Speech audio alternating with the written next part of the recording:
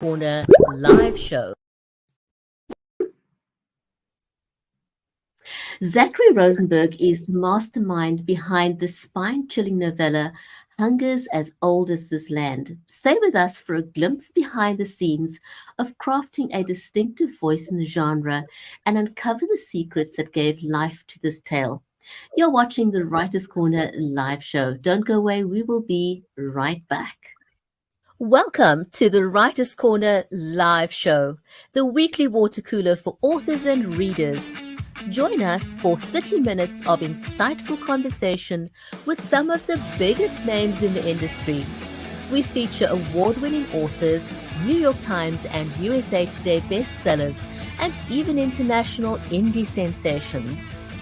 Tune in and join our family-friendly community only on the Writers Corner live show.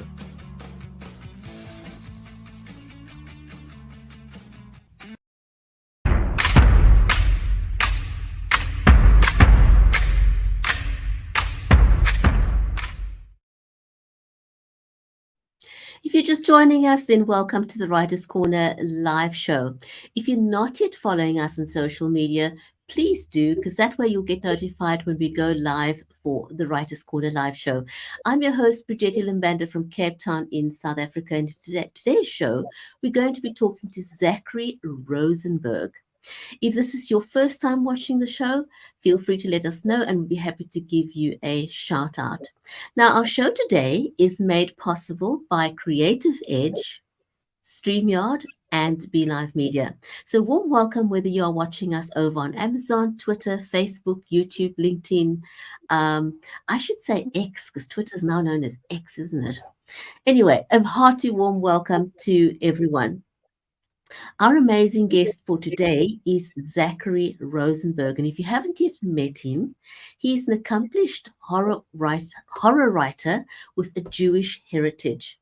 His chilling tales have gained recognition in renowned publications such as Deadlands, Nightmare Magazine, Dark Matter Magazine, and the Magazine of Fantasy and Science Fiction. Hungers as Old as the Land is Zachary's debut novella.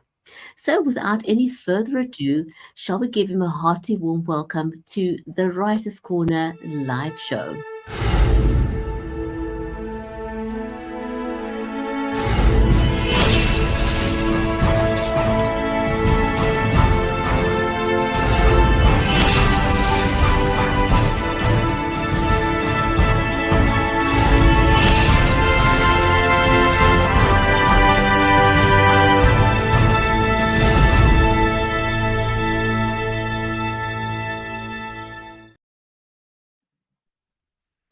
Zachary, welcome to the show. So glad that you were able to join us today on the Writers Corner live show.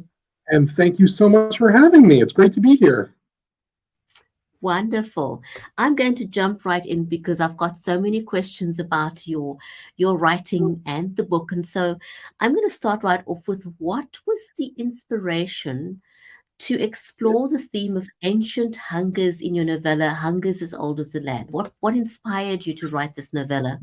What inspired me to write it? Well, first off, I've always had a love for history, and there was always the love, that kind of combined with the love for my heritage, my Jewish heritage, but also it was exploring the place of Jewish people in American history, but also exploring American history and what it meant. It's very easy, in my opinion, to take the darker sides of history and transpose them towards the horror genre, in a sense. In Hungers, you have things like the greed of the 19th century, westward expansion, manifest destiny, the conflict of corporation and unionizing, all of that really combined in a sense, and taking the metaphor of Hungers and also in the more literal sense towards horror is what really got me thinking about this book. Very interesting, very interesting. Can you share some of your insights into the creative process behind creating the setting for your story? Absolutely. Really, a lot of it came about from some of my favorite Westerns I've seen, movies like Ravenous and the Great Silence, kind of the desolate areas, the areas out in the wilderness, the mountains. There's all kinds of horror that I've seen of, the forbidden places in the woods, the mountains that nobody goes to. And it was very easy for me to conceptualize that as a Western setting, in a sense, that it was very easy to say, okay, here it is out in the Montana Territory. Think of all that undiscovered land, all of that remains yet to be explored. Think of what could be out there. And there were movies like, again, Ravenous or The Burrowers that really helped me kind of come up with these ideas. Awesome. And did you, or has your Jewish heritage influenced the narrative or characters in the horror novella in any way, or did it not? Absolutely. 100% absolutely it did. Jewish history and heritage and representation is very important to me as a writer. Very oftentimes you don't see Jewish heritage represented, or you see it represented and it ends up not really represented. There's a one-off mention, it doesn't influence the characters. In this, it's very much inspired by Jewish history, with kind of transposing some of the darker Eastern European ends to the American side of it, but also characters who thrive and are influenced by their heritage, their Jewish faith, their Jewish culture. Very much it's something that is very, very part of them, and it's something that they live with, and it's something that drives them, and it's something that influences them all around. That absolutely makes sense to me. Now, the whole concept of horror varies across readers. What are the kind of emotions or reactions that you hoped your novella would evoke in the audience? So I think the part of the primary state of horror is to invoke something like dread, unease, disquiet. I'm certainly hoping to invoke those. I'm certainly hoping to invoke some of the darkest aspects of the human psyche there. What is dark? What is fantastical? Do I want the audience to be scared by it? I want them to be saddened by it. I want them to be uneasy. I also want them to understand the real life parallels and where this is going for them, for the characters, I mean. Absolutely. Now, when you blend the elements of horror with themes that are rooted in history and culture, what are some of the unique challenges in doing that? Really, it's difficult sometimes to write. You never know what's going to scare someone. There's always kind of the idea of, am I writing something that's doing this justice? Am I writing something that's scary? Am I writing something that's meaningful? Because in my personal opinion, is a big part of horror is you have to care about the emotion and you have to care about the characters involved in it. If I'm not worried about the people it's happening to, if there's not a reason for me to feel emotion from it, then it really stops being scary to me. So that ends up a very unique challenge to craft a good story, to craft believable characters, to craft open dread, to cast to make sure that what you're doing is invoking that care from the audience while still trying to engage them emotionally and still make it a little scary for them and also meaningful. Fantastic. And how did you go about developing your distinct or unique voice or tone and style for this novella? What sets it apart from others? So this one I really wrote with the Western aesthetic in mind. Sorry, listening, the line goes off automatically. No worries. There is very much the Western aesthetic there. I'm trying to write something that sounds kind of authentic to the time. Do I succeed? I'm sure I do most of the time. I'm sure I do some of the time at least. it's a little bit different in voice than others because I'm relying on characters who have lived out in the countryside. I'm trying to get this 19th century aesthetic down. It's much different than if I was writing in a modern setting or even a 1920s setting, which is some of my stories too. Is it a challenge? Yes, but I found the more that I am actually doing it, the easier it is.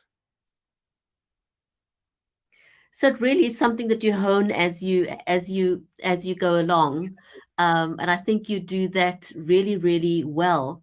Um, Now, were there any real world inspirations or specific historical events that shaped the storyline in your novella? Very, very much so. There wasn't any one specific one that was really the Old West in the sense. There were certainly there's certain scenes of violence against unionizers and against workers where I was certainly influenced by railroad company bosses and mining companies hiring the Pinkertons to bust unions and essentially brutalize and kill unionizers so they wouldn't be able to band together. But also a big one for me was also the pogroms of Eastern Europe. It was kind of transposing some of that, whether coincidentally or not in the story, to a more American setting of that, because the destruction of the town is absolutely meant to invoke that. There's no one specific one, but very much it was meant to be evocative of something like that. That was something that really stuck in my mind when I was writing. Interesting. And how much research did you have to do before you wrote? Quite a bit, honestly. I really wanted to learn the history of the Jews in the Old West. I really wanted to learn, kind of the history of how the West formed itself, how the people who made it, how the expansion happened, all the inhumanity that happened there. There was really I really do like doing research and historical reading. So it was certainly not a chore. It was a lot of fun. I mean, there's certainly liberties that I take, and there's certainly still gaps in my knowledge, but I did try to at least paint a picture of what could be. Mm. I'm working a little bit backwards because normally I ask this question in the beginning, but what got you interested in becoming an author? Who got you started? I don't think there was any one start. I've always just loved stories. I've loved reading them. I've loved listening to them. I love making up my own. It really just followed that I would just tell my own and write my own stories, and that I would just, kind of be the change I wanted to be when it came to things like Jewish rep. And is it a form of escapism almost for you, or I always ask the question, especially when it comes to people who write horror. Mm-hmm. I mean, we had on the show someone who is a theater sister, and she was relating how she conjures up all these scenes while she's in an actual theater. Mm-hmm. I'm always very interested, to ask people because it's a different experience for every horror writer. It is very freeing, in my opinion, to write horror. It's not. It's cathartic. It's fun. It's enjoyable. You really have a good time while you're doing it. And I think there's a lot of issues you can work out on that page. Like things like history and especially when you're part of a marginalized group, you're able to explore that history and able to put it on the page in a way that kind of makes sense for you, in a way that can be very liberating, very freeing. Mm.